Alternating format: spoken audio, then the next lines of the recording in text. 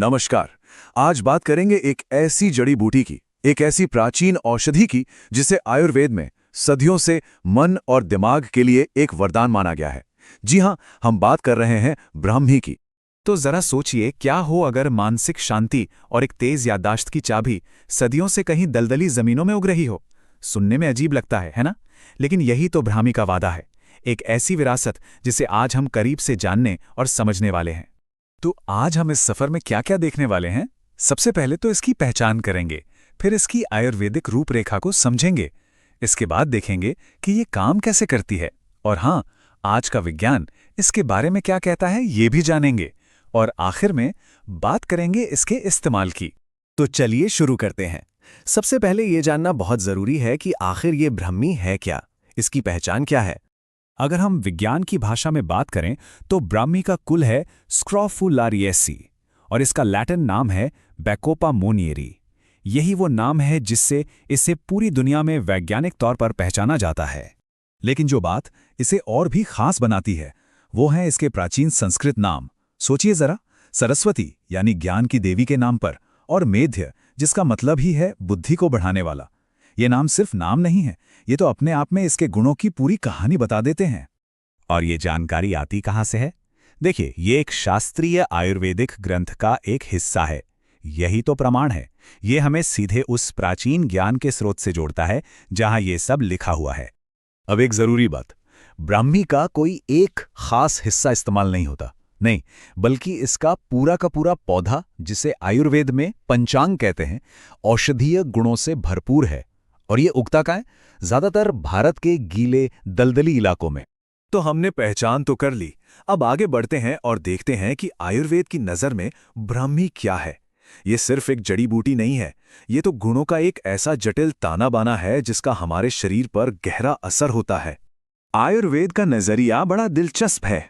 वो हर चीज को इसके गुणों से समझता है। जैसे ब्राह्मी, इसका रस यानी स्वाद तिक्त और कषाय है, मतलब कड़वा और कसैला। गुण में ये लघु है, मतलब पचने में हल्की। वीर्य यानी इसकी तासीर शीत है, ठंडी। और विपाक यानी पाचन के बाद जो असर होता है वो मधुर यानी मीठा है। सुनने में ये सब तकनीकी लग सकता है, पर यकीन मानिए, इसके सारे औषधीय असर की नींव यही गुण हैं। लेकिन इन सब गुणों से भी बढ़कर एक चीज है जिसे कहते हैं इसका प्रभाव, मतलब इसका खास एक्शन। और वो क्या है? ग्रंथों में इसे उन्माद नाशक और अपस्मार नाशक कहा गया है। इसका सीधा मतलब है कि इसमें गंभीर मानसिक और न्यूरोलॉजिकल समस्याओं से लड़ने की एक अद्भुत क्षमता है। तो अब जब हमने इसके गुण समझ लिए हैं तो सवाल ये उठता है कि ये सारे गुण मिलकर करते क्या हैं?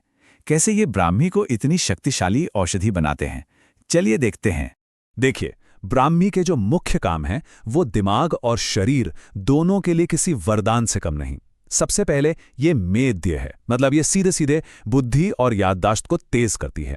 फिर ये आयुष्य है, जो लंबी उम्र को बढ़ावा देती है। और तो और ये एक बेहतरीन रसायन भी है, यानी शरीर को अंदर से नया जवान बनाती है। और हाँ, इसका असर दिल और त्वचा पर भी बहुत अच्छा होता है। इन्हीं सब कमाल के गुणों की वजह से पुराने समय से इसका इस्तेमाल कई चीज़ों में होता आया है, जैसे चिंता, हिस्टीरिया जैसी मानसिक परेशानियों में। यहाँ तक कि बोलने में अगर कोई रुकावट हो तो उसमें भी इसका प्रयोग किया जाता था। ठीक है, तो ये तो हुई हजारों साल पुरानी पारंपरिक ज्ञान की बात। लेकिन अब सवाल यह है कि आज का विज्ञान, मॉडर्न साइंस, इस जड़ी बूटी के बारे में क्या कहता है। चलिए अब परंपरा और विज्ञान को आमने सामने लाते हैं। ये जो स्क्रीन पर है, ये एक मॉडर्न रिसर्च से लिया गया है। और इसमें क्या पता चला कि ब्राह्मी हमारे दिमाग में एसिटाइल कोलिन और कैटेकोलामाइन जैसे कुछ न्यूरोकेमिकल्स के लेवल को कम करती है। अब इसका मतलब क्या हुआ? इसका सीधा ताल्लुक इसके शांत करने वाले और दिमाग को तेज करने वाले असर से हो सकता है। और यहाँ इस स्रोत में इन्हीं सब मॉडर्न फाइंडिंग्स का निचोड़ दिया गया है।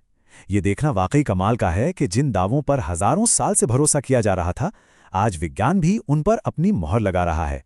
तो अगर हम मॉडर्न स्टडीज को संक्षेप में देखें तो क्या पता चलता है कि ब्राह्मी ब्लड प्रेशर कम कर सकती है, स्ट्रेस हार्मोन कॉर्टिसोल उसे घटा सकती है, और तो और स्टूडेंट्स में कंसंट्रेशन यानी एकाग्रता को भी बेहतर कर सकती है। सच में ये परंपरा और विज्ञान का एक शानदार संगम है।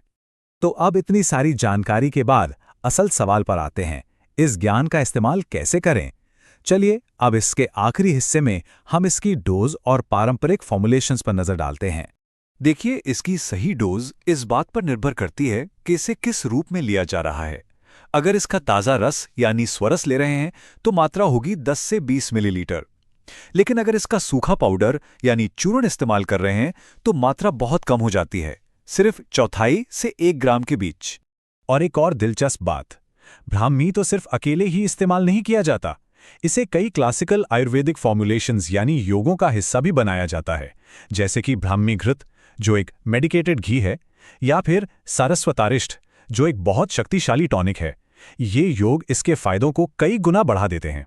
तो हमने आज जो भी देखा उससे एक बात तो साफ है, ब्राह्मी सिर्फ एक पौधा नहीं बल्कि ज्ञान की एक पूरी परंपरा है, एक विरासत है।